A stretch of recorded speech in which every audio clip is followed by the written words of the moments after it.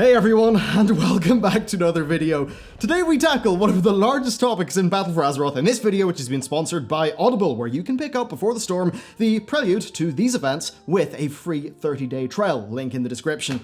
Okay, let's get into the Burning of Teldrassil. You know, perhaps it was too much to expect Blizzard to attempt a complex narrative. Perhaps I should not have been excited for a morally grey expansion that would test players on both factions.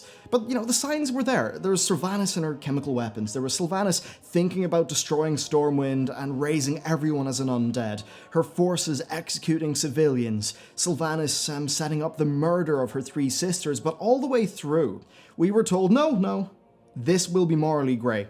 Then, since BlizzCon, since the announcement of this expansion, we have been teased about the Burning of Teldrassil. It was a burning question in the community for months. We went through the War of Thorns questline and we saw that Sylvanas wanted to capture the World Tree. She wanted to unify Kalimdor under the Horde's banner and control the flow of Azerite. To do this, she wanted to destroy their hope by killing Malfurion. Her plan went perfectly, with a wounded Malfurion laying on the ground beneath her. She didn't kill him. She didn't follow through on her objective to destroy the Night Elf's hope and force a surrender. She leaves it to Saurfang, and she doesn't question him at all, and she doesn't even think to tell the Night Elves about the defeat of their greatest champion. Blizzard, come on, writing. Sylvanas literally just forgets things for the sake of the plot. It's not that this plot couldn't work. It's that they put in so little of the stuff needed to make it work that it doesn't really work. Still, there we were waiting to see what would happen. So today, the Warbringer's animatic arrived with the answers. Before, there were conspiracy theories, ranging from my personal favourite of the Night Elves burning down the World Tree with the Horde army trapped on it, to the Old Gods, to Ashara, and then even to Jaina. But no, Warbringer Sylvanas covers this.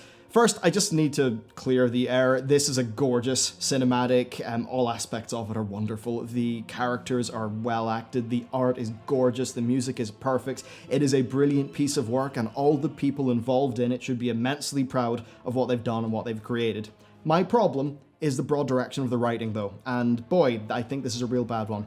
So we were teased about who burnt the World Tree, we were told about how this expansion would be morally grey by the game director, and that the question of who burned the tree would be a major point. What happened? Well, Sylvanas got salty and burned it down to spite a Night Elf who pissed her off in the moment. Sylvanas orders her troops to make ready for the attack in the city, and this makes sense. She wants to capture it, as she stated. We then hear the Night Elf commander who we fought with. She asks Sylvanas why she is the way that she is. Sylvanas, clearly reciting her 15-year-old diary, says that life is pain and hope fails, and then she smiles, rather twisted, but we do get this gorgeous flashback to Sylvanas' first death, and man, what a beautiful piece of work. They did a great job of portraying that moment from War 3. She is told that she has made life itself, her enemy, and that that's just a war that she cannot win, that hope itself cannot be killed. To which Sylvanas says, can't it? And she burns the tree down on a whim, killing countless civilians. And really, I think this is a problem in many areas. First, remember what her objective was. Her objective was to kill the hope of the Night Elves by killing Malfurion. So she already had the means of killing their hope. If she had have killed him and then held his corpse high as they landed in Teldrassil, they would have won, right? The whole point of killing hope and killing Malfurion, that's conveniently forgotten, and we have that strange, awkward scene with Tyrande and Malfurion. So that's what happens, and now we're going to break into talking about my breakdown of this whole thing, what it means for the game, my opinions on the narrative, and all of that stuff. So, killing hope. The thing is that Sylvanas already had the means to kill hope. She could have landed in Teldrassil, holding the body of Malfurion if she had have just stick to her original plan. That bit is seemingly not explained. Now, it could be that she wanted to test Saurfang's loyalty, but if that is the case, this was a terrible time to do it given what was at stake. So, it's very strange that they pull this move about hope in the cinematic when that was already Sylvanas' plan, that she pretty much completely won. Like, she realized her plan, mostly, and then just decided not to follow through with it, with the killing of Malfurion and actually using that to her advantage. And in my opinion, this is rather sloppy in terms of the writing, and it does make these events not particularly believable. More in regards to the content of the War of Thorns questline and how it marries up with this big cinematic. So that's a bit strange, and I just want to talk about Sylvanas herself because She's a very interesting character. In my view, she has been like one of the most well-motivated characters. She's got a pretty tragic backstory, and they've taken that in interesting ways. They've been trying to say interesting things about life and death. There's all the things that happened to her in Icecrown after the death of Arthas, then moving into Cataclysm and her, like moves with other characters, say like with Garrosh. That's all really cool, and they've been building Sylvanas up to be this pragmatic and ruthless leader. The problem is that what they do here is very much against that goal. So you could say that it's ruthless to burn down the World Tree, and I agree, very ruthless. Is it pragmatic though? Well, if you think about how she deviated from her original plan, and that the way that that happened was her being emotionally compromised in the moment, that really does make her look like an emotional wreck of a character who is not fully in control of herself, and I think that really takes away from the sort of character that they want Sylvanas to be. To me, doesn't feel pragmatic and ruthless, she just seems unhinged. And we all remember what happened last time we had a Horde leader who seemed a little bit unhinged. You made me what I am. Now, I also just want to talk about her Warcraft 3 to Cataclysm storyline. Of course, they recap the beginning of that in the cinematic, and they do it amazingly. But the whole thing is that Sylvanas seems really, really well motivated as time goes on. But really, I think a bit of the problem with Sylvanas is that by making her so emotionally reactive in this context, it kind of takes away from her being well motivated in her actions, and that leads into a far broader point about MMORPG storytelling that I'm going to cover after I talk a little bit about Saurfang, because Saurfang is an honorable dude, right? When you are going around Lord Nell and, as the Horde, right? You're saying to the Horde civilians, get out of here, we're not going to kill you, we're going to take you to safety, it's okay, this is a war, we're here to fight the soldiers. And that's Saurfang who's leading that attack. So that's all right and honorable and, good, or at least as good as a war can be.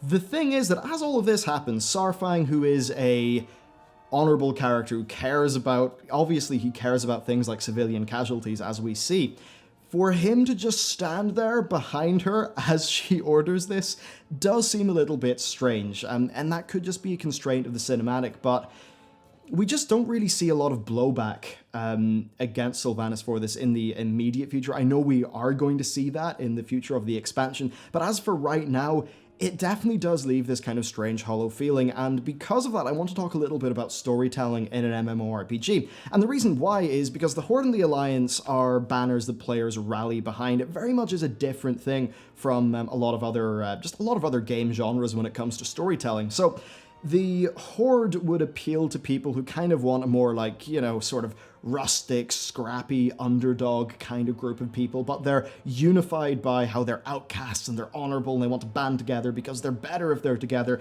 and they're weak apart. As a sort of a counter, like a foil to the Alliance, who typically are a very morally good, upstanding, but sort of unified front. Now, the thing is that whenever these faction ideals kind of go out of step with why players chose those factions, it creates a bit of a problem. Now, I totally admit, from a narrative and storytelling perspective, this is a very hard constraint for a group like Blizzard to get around. The thing is, they actually got around it with Garrosh, because when Garrosh nuked Theramore and started doing more and more unhinged activities, well, the other Horde leaders started conspiring against him with the player. And that meant that even though the narrative direction of the Hordes at the time technically was going out of lockstep with why players really identified with the Horde, that was reflected in the actions of other characters in-game. And that meant the players still had something to be proud of, something to fight with. The problem is that right now, none of that is really reflected in the game, and this is a mixture of a few different things. I think one of them is there's not much of an epilogue to this, and I think that if there was an epilogue that had immediate consequences, that would be a lot more powerful. However, I can say that from playing through Battle for Azeroth 8.0, assuming there's like what we get is what was on beta, there really is not that much that goes against the Horde. Sylvanas' actions seem to go pretty much uncontested, at least until patch 8.1 or perhaps 8.2. And that means that for the next 6 months, probably, this sort of is the Horde that you're dealing with. And when it comes to just MMO narrative stuff, that's a really hard thing to do. Basically, I think that while this could be a viable storyline to go down, the way that they've implemented it is such that it's going to be very hard for players to empathize with their team as, members of the Horde. And that's just going to be challenging. I would not be surprised if this one, you know what, in the short term, I think this is going to bite them a little bit. I don't know if it will do that in terms of subscribers or in terms of interest. Now, I'm not a massively lore-driven player of the game, but I can imagine that if I was really invested in the Horde and invested in all of that stuff viscerally, that this really would hurt my hype for playing the expansion. It's almost as if, I don't know, there was a TV show and I was really interested for like the second season of it, but maybe a Christmas special that happened before the second season kind of, you know, ruined the premise for me or something like that. It just seems like this was maybe a bit of a miscalculation on Blizzard's part, more because they hyped it up so much, and they even hyped it up to be something that it wasn't. Once again, the whole who did it with Burning of Teldrassil was very much teased, and that's actually never something that they planned on doing quite clearly, because this is completely black and white. It's not a who did it thing, no, it is Sylvanas. And that is kind of going against the player expectations that Blizzard set, which does make me wonder, why did they bother setting those expectations?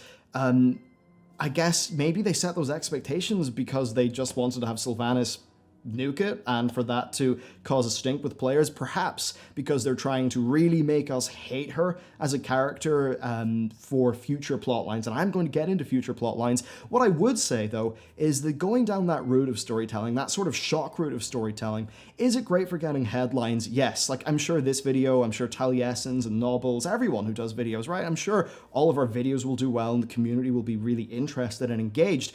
My worry is that they have traded short-term shock factor, they've traded long-term narrative depth and motivation for short-term shock factor, and I think that that is a way of doing a story that leads to very high churn and ultimately is something the players will burn out from. And I suppose as well, just on the topic of how they specifically did this, I'm going to bring in some real-world stuff. I was thinking of bringing in the bombing of Dresden, but I think the easiest analogy to sort of do, and I know this is a touchy topic because it's bringing extremely serious real-world events into a discussion about a video game, but the United States nuking Japan at the end of the Second World War. Now, that's one of the most, I'd say probably one of the most debated decisions in modern military history. Now, the reason why they decided to do it, why the Americans decided to do it, was because they basically looked at Operation Olympic and they realized the extreme casualties on both sides that it would cause. But basically, Operation Olympic, which was the invasion of the Japanese home islands, that was planned for months, and all of the projections for that invasion were extremely dire. Like, the loss of life would have been very, very, very high. And one of the reasons why they decided to do that is they thought, well, maybe, does our nation have the will to fight this? But basically, they had a whole bunch of logical reasons to commit that act. Now, I'm not defending that. I'm not really casting any judgment on that. What I'm saying is that there was a sort of a logical thinking to it. Now, and I suppose that's what makes it an interesting question that has persisted on as something that we discuss when I'm thinking about history. Now, when we bring this into the events of this cinematic, which, I mean, just saying that, it sounds a bit silly, and I totally do accept that. But as the Night Elf character says at the very start, you've already won. There is no real logical reason for Sylvanas to do this. She does it purely for the emotional reasons, as shown quite well, I suppose, in this cinematic. And that really does, I think, hurt the character of Sylvanas, but I also think it greatly hurts the goals of this expansion. So, Battle for Azeroth is framed as a large strategic war for the planet. And that is seen in its very first trailer, where we see the maps being drawn, and even in patch 8.0, we're not actually fighting the battle for Azeroth. No, we're actually gaining allies because we're preparing for the battle. So the broad strategy of the war is something that's very important to both factions. So when something like this is done purely for emotional reasons, I think it really reduces the scope of the narrative quite a bit, and I don't think that's particularly interesting. Now, another thing that I want to talk about is the future leadership of the Horde, because Horde leaders just really have a strange time of it, don't they? First of all, Thrall's disappeared. He's barely been on beta, and that's really odd because we were teased that Thrall would be going around with Vol'jin's urn, so that's a bit of a strange thing. But, Thrall went. Garrosh kicked the bucket. Vol'jin kicked the bucket. Now Sylvanas is in, and it sure as hell doesn't seem like she'll be in for that long because, and I'm going to sort of cover some spoilers here, so be warned, but there's a bit of a plot line where Saurfang pretty much goes AWOL from the Horde, and he's kind of like, I've had enough of this stuff. This is all whack. I am out. Goodbye. And a lot of people are thinking, okay, right, this means Saurfang, he still embodies the beating heart of the Horde, like Thrall's ideals. And indeed, in the most recent developer Q&A, Ian Hazzikostas did say that. He said literally that the beating heart of the Horde is still alive. And I think that was him preparing us for this cinematic, and I think he said that wanting us to keep Saurfang in mind, given what that character will probably do throughout Battle for Azeroth, which means, in my view, it's likely there will be some sort of leadership contest, perhaps players will get involved, and that seems to be what will be going on with the future of the Horde, I suppose. It doesn't seem like Sylvanas is in a particularly long-term sort of position here, because I don't really know how she can get away from this. But then the one thing that I would like to say is, and it's one of the narrative issues that I have with this, which obviously, I don't like what's happened, but I think it's greatly reduced the possibility space. Now, what do I mean by possibility space? Really simple. The amount of things that could possibly happen. So originally Blizzard spent a lot of time, a lot of energy telling us about how this would be really ambiguous. The Burning of Teldrassil, how we wouldn't be exactly sure how we should feel about it, how both sides should have something to worry about. Well, it's very black and white here. Sylvanas is absolutely evil. There is zero contesting that fact now, especially given all of the other data points we have, and then this is just the, albeit rather humongous and flaming, cherry on top. Now, that means that the number of potential viable narratives really compresses at this stage, because they've locked us into a certain number of plot points. They've locked us into Anduin being very good. They've locked us into Sylvanas being very bad. I mean, even looking at the end of Before the Storm, Anduin pretty much is like, you know what, that Sylvanas, no saving her. And then Gen is like, you know what, I kind of empathize with these undead guys now. I kind of get it. Anduin is very locked in as the absolute good guy. Sylvanas is locked in as the absolute bad guy, and it doesn't seem like there's much shifting away from that, which just means that in terms of surprising narratives or stuff like that, it's not really there. And one of the things that I've been saying, you probably heard this in my recent videos, is I've been extremely excited about the story of Battle for Azeroth because I have not really had an idea where it will go. This does clamp down on that, and it sort of locks us into a narrative that's a lot more black and white, a lot more traditional, and in my view, is not particularly that interesting. As I've said a few times, what I thought would have been a lot more interesting of a narrative would be that if, the Horde actually did invade the city, and maybe it went a little bit bad, and the Night Elves decided, we have to burn it with the Horde army on, thus killing loads of the Horde army, to the point where it's very hard to morally defend it, which would have been a sound sort of strategic thing for the Alliance to do, that also would have been morally ambiguous, which would have meant that both Alliance players and Horde players would have had reasons to question what their faction was doing, because, damn, the Horde have beaten us at Teldrassil, but at least we destroyed most of their army, and it's a Pyrrhic victory at best. But that said, is it really right to kill that many people by burning them to death, especially in a universe where combat with a sword and, direct combat is the thing that's seen as honorable? I think that would have been a far more morally grey and interesting narrative for us to go through in this expansion. So yeah, I'm a little bit sad about that. Now, there were some people saying, what if Jaina appears and burns the thing down? I think that would have been surprising and extreme, and it certainly would have got people talking, would have got me talking, but I'm kind of glad that didn't happen. I don't think that would have been a great move for Jaina to do. And now there was a lot of talk about Ashara doing this, and that's a strange one, because there's a part of me that's just like, yeah, if a fish lady just randomly appears and, does a thing and it's kind of out of control of the Horde and Alliance, I don't really think that supports the core narrative of Battle for Azeroth. It's kind of weird, I suppose. In my head, the way that this would have worked out best is if the Alliance caused the burning somehow, kind of like a scorched earth tactic. After all, when you look through, if you read a lot of military history, often when a group is being invaded, especially in times like, say, Napoleonic era, it's something the Russians did quite a lot, where if one side was advancing heavily into your territory, you would sort of employ a scorched earth tactic where you'd basically burn your own farms and your own stuff because you would stretch the enemy's supply lines really thin as they advance, and that would really limit their capacity to fight.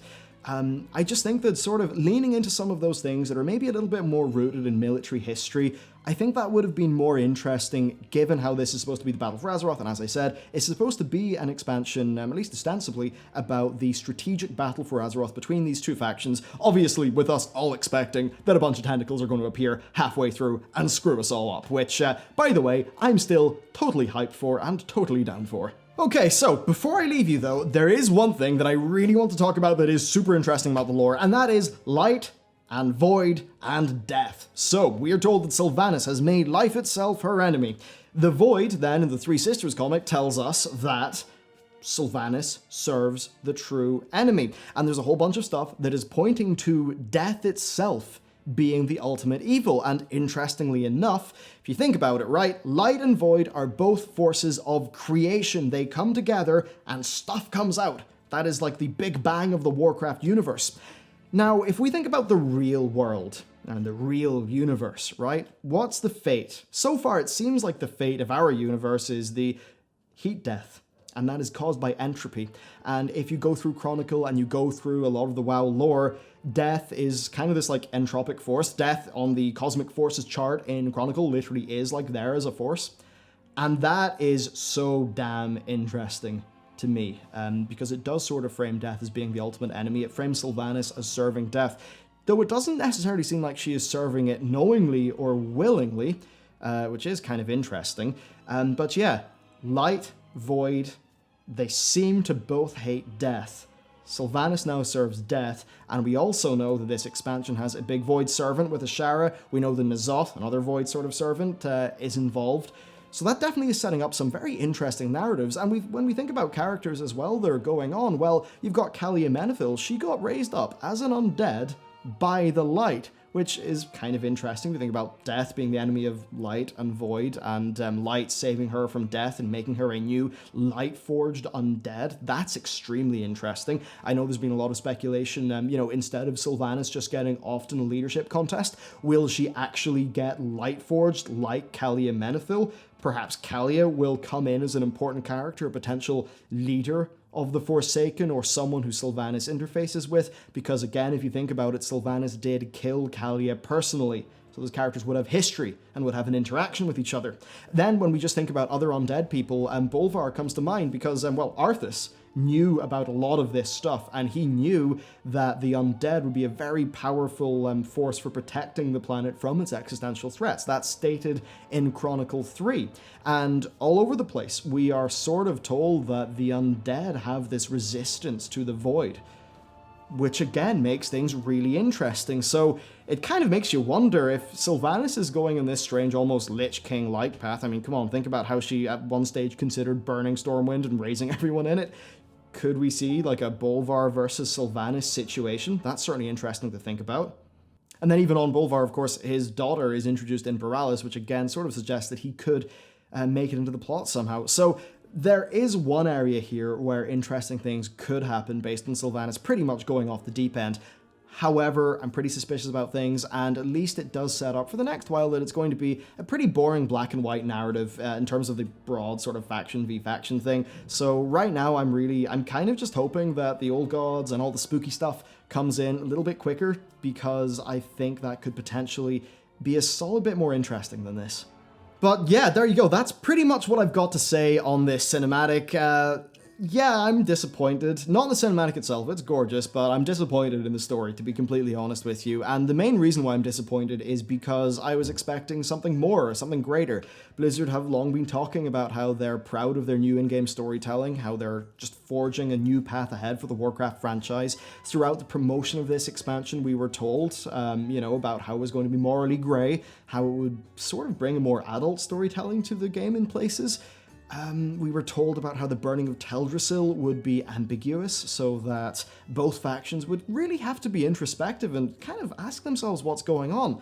And what we've consistently found is not that.